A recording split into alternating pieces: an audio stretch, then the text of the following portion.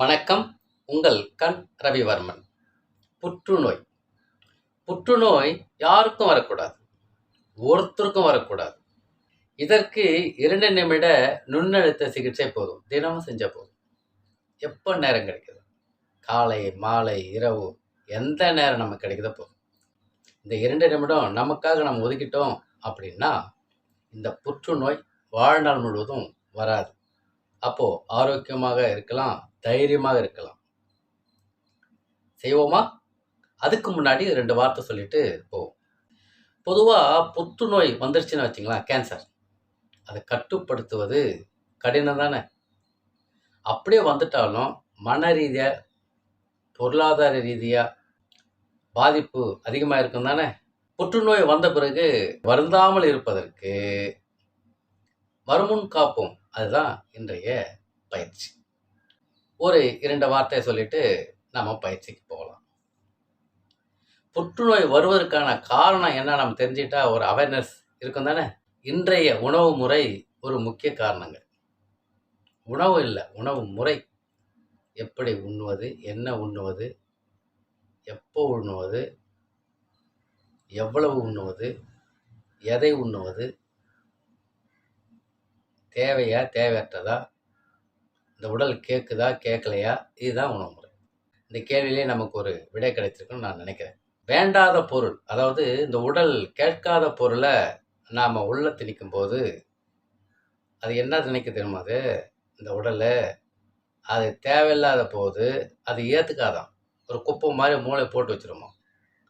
அந்த குப்பை மாரி கொட்டுற அந்த உணவு தான் பிற்காலத்தில புற்றுநோயா வருதுங்க. இது நமக்கு புரியும்னு நான் நினைக்கிறேன். இன்னொன்னு வந்து, இன்றைய உணவுகள் வந்து நம்ம அறியாமலேயே ரசாயன உணவுகளா வந்துருச்சு. அதிலிருந்து மீண்டு வரணும். அதுதான் இன்னைக்கு பயிற்சி. 2 நிமிஷம் பயிற்சி தான். கடைசியா ஒண்ணு சொல்றேன் பாருங்களா. அடைக்கப்பட்ட புளிப்பு பொருள். இப்போ உதாரணத்துக்கு ஊறுகாய் எடுத்துக்கலாமா? இத நாம கொஞ்சம் தவிர்க்கணும். வேற ஒண்ணும் கிடையாது. புகை தவிர்க்கணும்னு சொல்றாங்க. அது நமக்கு தெரிந்த ஒன்று தான் எல்லாருக்கும். இன்னொன்னு சொல்றேன் பாருங்களா.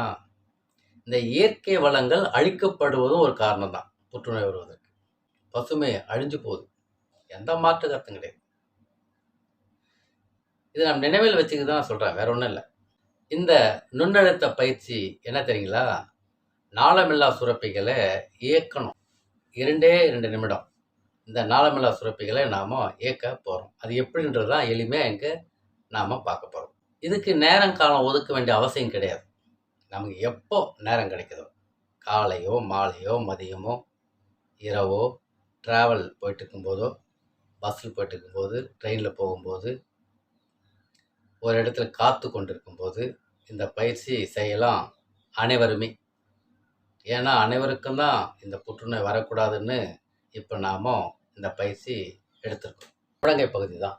இப்போ முழங்கையினுடைய முன்பக்கம், முழங்கையுடைய பின்பக்கம். முன்பக்கத்துல தான் அந்த பயிற்சி நம்ம செய்ய போறோம். இப்போ இடது கை எடுத்துட்டோமா? இப்போ வலது கையினுடைய விரல் நுனிகள் இப்போ முழங்கையினுடைய கீழ்ப்பகுதியில் வைக்கிறேன். விரல் நுனியில தான் நம்ம பயிற்சி செய்ய போறோம். இப்போ கீழ்ப்பகுதி வைக்கும்போது இந்த பெருவிரல் இந்த பள்ளத்தில் வைக்கிறோம். பள்ளத்தில் வைக்கும்போது முழங்கை மொழி பொறுத்து வரணும். தெரியுதுங்களா? இந்த பொழித்து வரணும். இங்க வச்சுக்கிட்டு இந்த கையை நீட்டிக்கணும். இப்படி நீட்டிட்டு மத்த விரல வச்சுட்டு பாருங்களேன், மெதுவா தேய்ச்சுட்டே வரேன் பாருங்க. அப்படியே தேய்ச்சுட்டே வரேன்னா பாருங்க, நீட்டி தான் செய்யணும். தெரியறதுக்காக நான் வளைச்சு காட்டுறேன். அப்படியே தேய்ச்சுட்டே வரேன் மேல. வரேன்னா ஒவ்வொரு புள்ளியும் இயங்குது. ஒவ்வொரு புள்ளியும் இயங்கிட்டே வருது. அப்படியே மேல தேய்ச்சுட்டே வரேன் பாருங்க. அதாவது இந்த விரல்கள் தான் தேய்ச்சுட்டு வருது. அப்புறம் உள்ளங்கை வந்துருச்சு.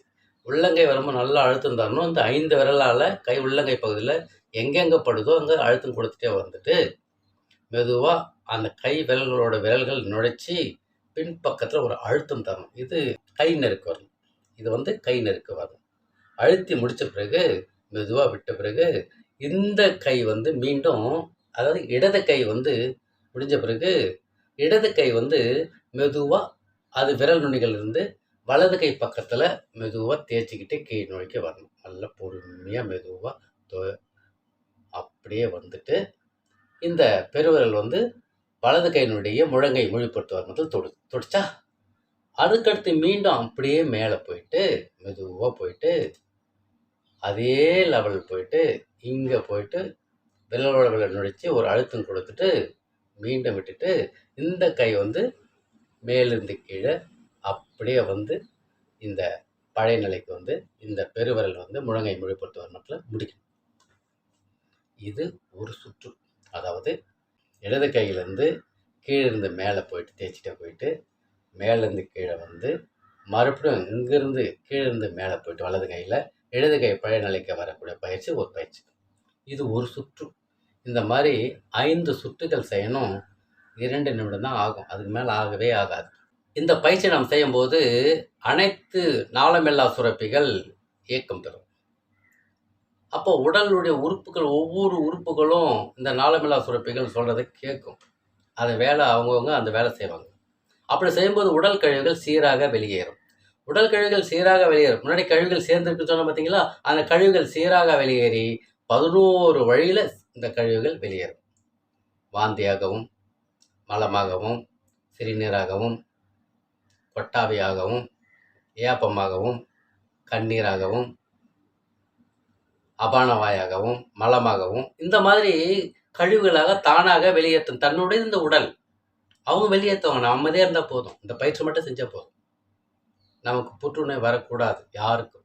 ஒரு உணவு முறை மட்டும் சொல்லிட்டுமா, இந்த சிட்ரஸ் பழங்கள், எலுமிச்சை, ஆரஞ்சு 2 பழம் இருக்குங்களா, அதுக்கடுத்து சாத்துக்குடி, இதெல்லாம் கொஞ்சம் எடுத்துக்கலாம். அடிக்கடி கிடைக்கும்போது எடுத்துக்கலாம். ஆப்பிள் எடுத்துக்கலாம். மாதுளை சிறந்த உணவுங்க. மாதுளை தினமும் எடுத்தால் ரொம்ப ரொம்ப மகிழ்ச்சியான செய்தி. அது நமக்கு கிடைத்த ஒரு வரப்பிரசாதம். மாதுளை பழம் சும்மா நொறுக்கு தீனி சாப்பிட்றதுக்கு பதிலாக இந்த மாதுளை சாப்பிட்டு போகலாம். இது நொறுக்கு தீனியாக வச்சுக்கலாம். இந்த பயிற்சி செய்கிறோம். இந்த மாதிரி உணவுகள் நம்ம எடுத்துக்கிறோம். நமக்காக, எனக்காக அப்படின்னு நினச்சிட்டு நாம் ஒவ்வொருத்தரும் இந்த பயிற்சி நேரம் கிடைக்கும்போது செஞ்சு, இந்த உணவு கிடைக்கும் போதெல்லாம் எடுத்துக்கிட்டு, தேவையற்ற ஒரு உணவு தான் வேண்டாம்னு சொன்னோம். அந்த உணவு அந்த அடைக்கப்பட்ட புளிப்பான ஊறுகாய் அதை தவிர்த்துட்டோம்னா வாழ்நாள் முழுவதும் நம் உயிர் மூச்சு இருக்கும் வரை புற்றுநோய் இருக்காது.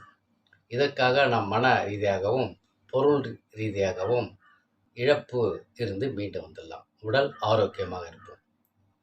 செய்வோம், உடல் நலம் காப்போம். நம் நலம் நம் கையில். அன்புடன் உங்கள் கண் ரவிவர்மன்.